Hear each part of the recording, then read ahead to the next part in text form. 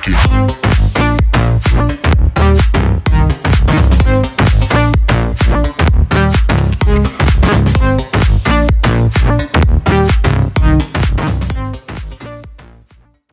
Hello and welcome to the Wild Protea. My name is Clinton John and thanks once again for joining me. Before I get into things, I must just say, don't forget to like this video, don't forget to subscribe, hit that notification button for all the latest from the Wild Protea. Now guys, of course, I'm trying to get a fan channel going, so like I'm having conversations with people on Twitter and Facebook and obviously mostly my friends and stuff like that, but I am getting some new followers. If you want to follow me on Twitter, it is at the Wild Protea, and you can follow me there. And we can get conversing. Alternatively, you can comment below and let's get the conversation going. Let's get this fan channel going. I believe that if we can create one sphere where we can all, speak the same language, the South African sports language, and we can all get our views expressed, I think that'll be great. Because, like I said, I see guys commenting and stuff on Facebook and Twitter and Instagram and wherever, and I just believe if we had one place to put all our sort of arguments forward or beliefs and opinions, I think it'd just be great for the South African fan. So before I get into today's game, I must just apologize. I did promise a match reaction for the first ODI. But this being South Africa and load shedding, and it got in the way of recording a video for you guys. So I must just apologize for that. So we'll do a little recap of that game, because obviously now this game has been abandoned. So I wanted to just wait after the load shedding, wait until we can do both games. Unfortunately, we didn't get a game in the second game. Durban, I don't know why they play cricket there. Just always rains when there's cricket. When there's no cricket, it sun's out. When there's cricket, it rains. Yeah, it's just one of those things about Durban. So the series is now 1-0. We are 1-0 up going into the last ODI on Sunday, the Pink Day. Now the Pink Day is very special in South Africa, obviously to raise breast cancer awareness in South Africa, and I think that it's an important day from a cricketing perspective as well. We've seen some great things on the Pink Day, Quentin de Kock's 100 comes to mind, A.B. de Villiers' fastest 100 ever comes to mind, things like that. So yeah, looking forward to that one. The forecast isn't great for that one, but hopefully we get a game and hopefully we get a 2-0 series win. Now let's just cast our minds back to Wednesday or Tuesday? I think it was Wednesday. When we took on the English at Newlands in Cape Town, and first things first, Quinny de Kock in his first game as captain wins the toss and he says, we'll have a bowl, and brave decision, because if you look at the statistics there, I think if my memory serves me right, 24 games have been won by the side batting first and only 8 by the side batting second. So that just shows a clear indication of what you should do. However, the games are being played slightly earlier, and maybe that was a consideration. The wicket was slightly slower than usual, so that maybe also came into consideration. But yeah, a good decision.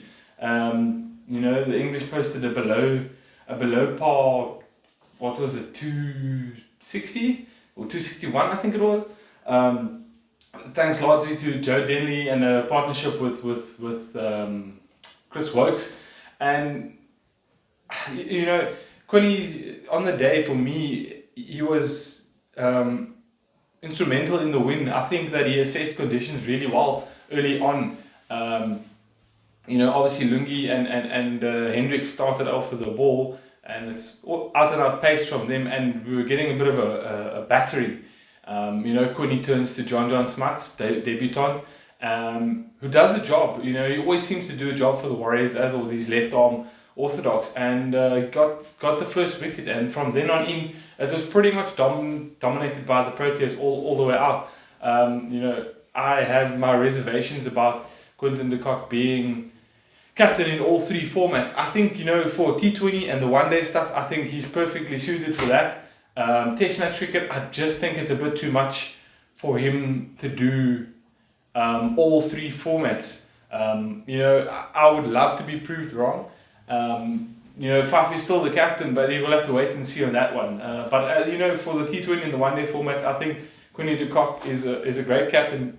He's certainly got some experience to call upon there in the dressing room, as well as he's played with most of the experience, the legends of the modern game, if you will. You know, the AB de Villiers, the Hashim Amlas, Faf, Jacques, yeah, you name it, he's played with all of them. So yeah, it wouldn't be a bad thing if he's captain, if he continues in the same vein. Obviously, you know, with the back, Quinny getting 100 is important. But I think, you know, look at the way he structured his innings, and you could see that this was a captain's knock. It wasn't a usual Quinny de Kock sort of innings where, you know, there was a point where he played a shot that wasn't quite on. He got one for it, but he sort of jogged to the non-striker's end, and he had a little word with himself as if to say, you know, stick here, win the game for your team. And that's what he ended up doing. Although he got out, and, you know, unlucky for Temba, got out at 98 as well, we still, you know, the game was pretty much over. And, you know, congrats to the boys for bouncing back after the test series. It must have been a long, hard, tough test series, but, you know, we bounced back well, and I think the change of format has helped. Obviously, England don't have their full complement. Jofra Archer is missing, along with a few others. Obviously, Ben Stokes not playing. Yeah, but, you know, that's still a very experienced batting lineup, and I think the fact that we managed to hold them to 250, 260 was very credible. Yeah, and that is, obviously I was going to do the second game now as well, but that is pretty much all I have for you now, guys. So yeah, basically, guys, just keep commenting in below, and I would love to hear from you, because obviously, you know, like I said in the beginning, it's a fan channel. I want to get the fan channel going, and if we can get conversations going here and on Twitter, that would be great. If you like, again, if you want to follow me, it is at the Wild Protea. And then we can have some conversations about, you know, South African cricket, South African rugby, whatever you want to talk about. It's a South African sports fan channel, so let's get it going.